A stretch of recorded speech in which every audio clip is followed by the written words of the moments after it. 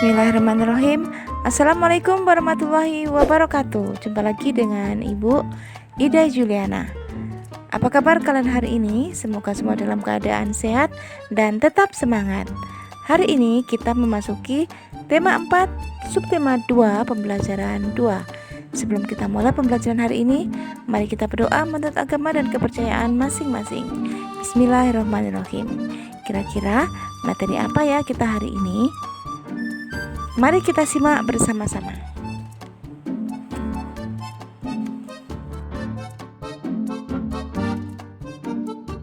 Dan ini adalah tujuan pembelajaran kita hari ini.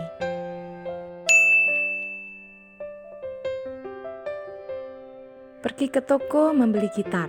Gitar dipetik sungguh memikat. Murid ibu semua pintar, masuk kelas tanpa terlambat. Pagi-pagi berolahraga, keliling kampung berlari-lari. Belajar itu perlu berdoa supaya kita berilmu tinggi.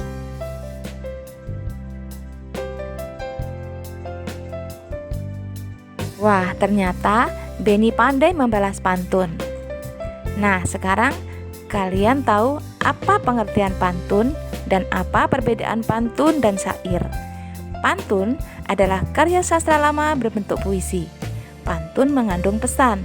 Pesan atau amanat dalam pantun merupakan sesuatu yang ingin disampaikan pembuat pantun. Pesan tersebut dapat berupa nasihat atau ajaran. Sedangkan syair merupakan puisi lama berasal dari Arab. Syair biasanya juga mengandung pesan atau nasihat.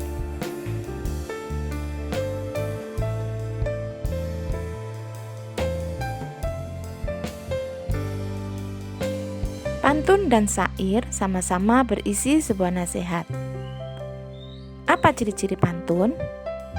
Ciri-ciri pantun adalah bersajak AB, setiap bait terdiri dari 4 baris. Baris pertama dan kedua berupa sampiran, baris ketiga dan keempat berupa isi. Setiap baris pantun terdiri dari 8 sampai 12 suku kata.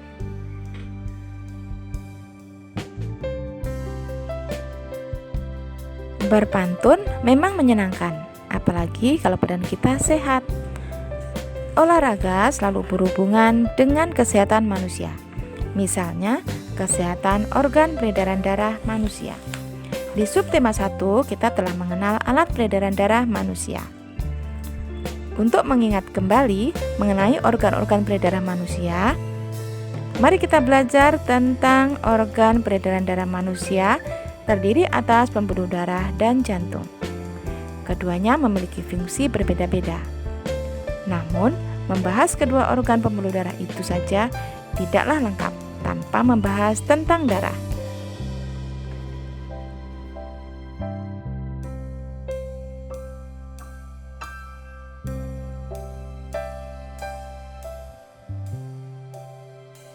Darah, pembuluh darah, dan jantung merupakan suatu komponen yang berperan penting dalam kehidupan manusia. Mari kita bahas tentang darah. Apa ya fungsi darah bagi tubuh kita? Ada 7 fungsi darah untuk tubuh kita. Yang pertama, sebagai alat pengangkat sari makanan dan O2 ke seluruh tubuh dan sisa-sisa metabolisme ke organ ekskresi. 2. Menjaga agar temperatur tubuh tetap. 3.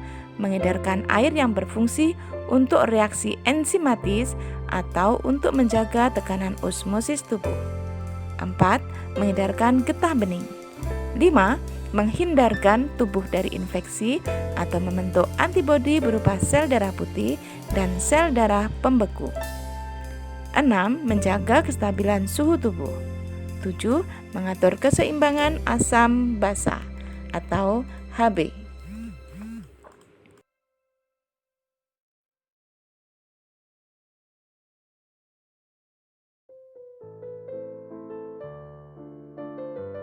Mari kita lanjut ke pembuluh darah.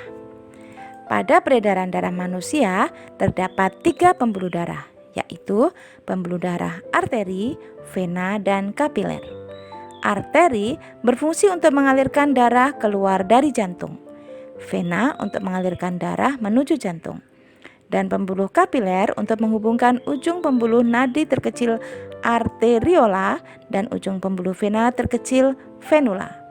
Pembuluh kapiler merupakan pembuluh darah yang sangat halus dan langsung berhubungan dengan sel-sel jaringan tubuh.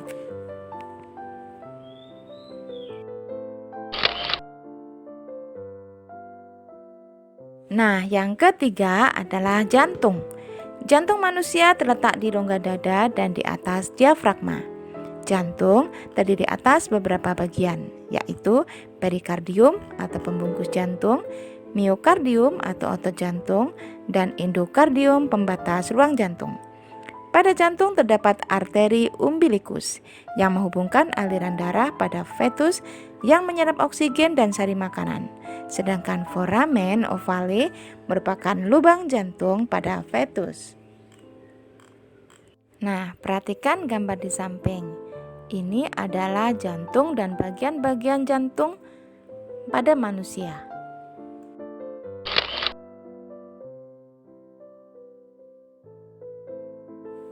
Jantung manusia terbagi menjadi dua ruang, yaitu dua serambi atrium dan dua bilik ventrikel. Ventrikel atau bilik memiliki dinding yang lebih tebal dibanding atrium atau serambi. Bagian ventrikel sebelah kiri juga lebih tebal dari yang sebelah kanan. Hal ini berkaitan dengan fungsinya untuk memompa darah bersih ke seluruh tubuh. Antara serambi kiri dan bilik kiri terdapat valvula bicuspidalis, dan antara serambi kanan dan bilik kanan terdapat valvula tricuspidalis. Valvula semilunaris bentuknya seperti bulan sabit, terdapat pada klep jantung agar darah tetap mengalir searah.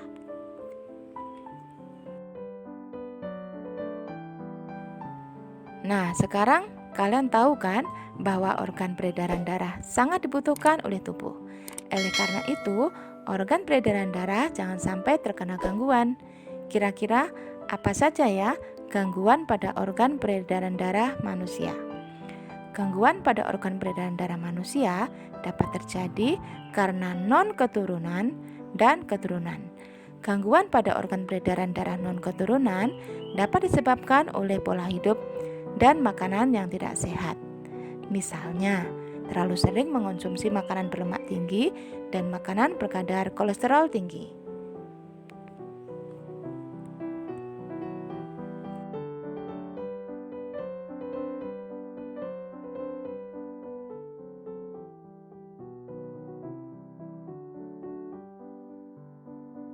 Berikut ini beberapa contoh gangguan pada organ peredaran darah manusia non-keturunan, yaitu anemia. Gangguan ini disebabkan rendahnya kadar Hb atau hemoglobin dalam darah. Rendahnya kadar Hb dapat disebabkan makanannya dikonsumsi kurang mengandung zat besi. Ciri-cirinya, penderitanya adalah mudah lelah dan sering merasa pusing. 2. Tekanan darahnya rendah atau hipotensi. Gangguan ini disebabkan terjadinya penurunan tekanan darah. Yang ketiga adalah tekanan darah tinggi atau hipertensi. Gangguan ini disebabkan naiknya tekanan darah yang diantaranya diakibatkan oleh penyempitan pembuluh darah. Dan yang keempat adalah kanker darah atau leukemia. Gangguan ini disebabkan sel-sel darah putih yang memperbanyak diri tanpa terkendali yang mengakibatkan sel darah putih ini memakan sel darah merah. Yang kelima adalah jantung koroner. Suatu gangguan jantung disebabkan oleh penumpukan lemak darah atau kolesterol pada arteri koronaria.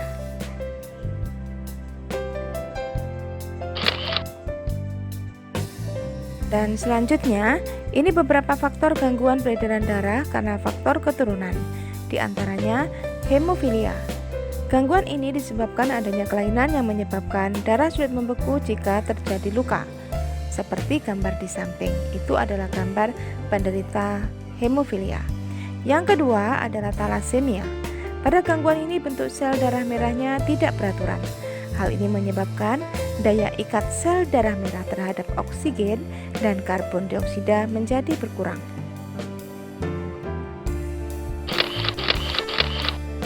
Nah, kira-kira ada nggak ya cara untuk mencegah terhadap gangguan alat peredaran darah. Kalian mau tahu? Berikut adalah usaha pencegahan terhadap gangguan alat peredaran darah. Misalnya, pola hidup sehat, makan makanan yang bergizi, olahraga yang teratur, juga tidur dan istirahat yang cukup.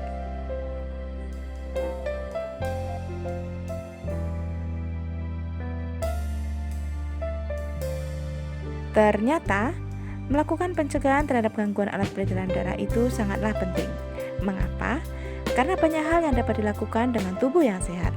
Tidak hanya mudah melakukan gerak dalam kehidupan sehari-hari, tetapi gerak-gerak tari dengan properti pun akan mudah dilakukan. Berikut ini adalah beberapa penari yang bergerak dengan menggunakan properti tari. Ada tari kuda lumping, tari reog, tari saman, tari Bali, dan tari jaipong. Nah, coba kalian perhatikan. Apa properti yang digunakan pada setiap penari?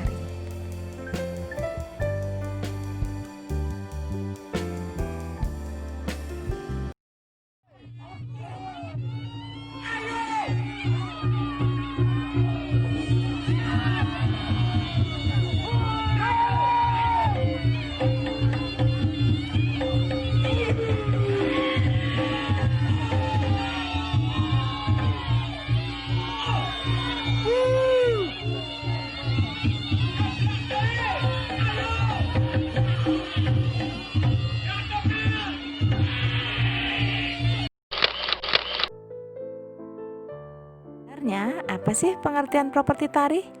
Properti tari adalah segala kelengkapan dan peralatan yang digunakan gerak tari dalam penampilan atau peragaan karya tari. Properti dapat terbuat dari kain, kayu, besi, plastik, tembaga, atau kulit. Dan properti tari ada juga yang merupakan bagian dari busana dan aksesoris, seperti selendang, panah, dan keris.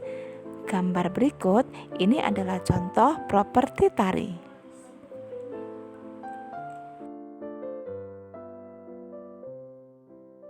Nah, sekarang cobalah mengerjakan latihan di bawah ini. 1. Apakah pengertian pantun? 2. Tuliskan ciri-ciri pantun. 3. Apa saja alat peredaran darah manusia? 4. Apa yang kalian tahu tentang peredaran darah manusia? 3. Apakah pengertian properti tari? Dan untuk keterampilan, peragakanlah 3 gerakan tari reog.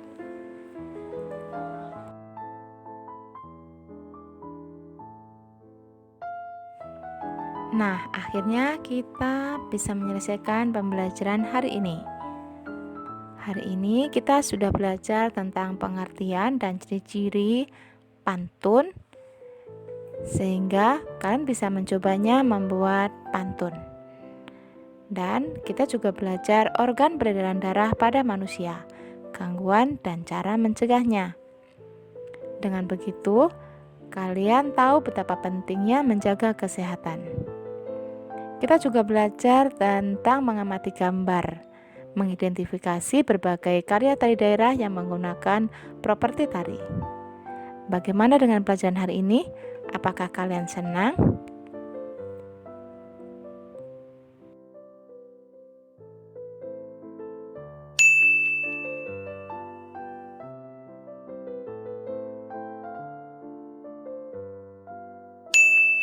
Nah, anak ibu, kita tutup pembelajaran hari ini dengan Alhamdulillahirrabbilalamin. Semoga kalian paham, semoga video ini bermanfaat, dan kita jumpa lagi di pembelajaran selanjutnya. Wassalamualaikum warahmatullahi wabarakatuh.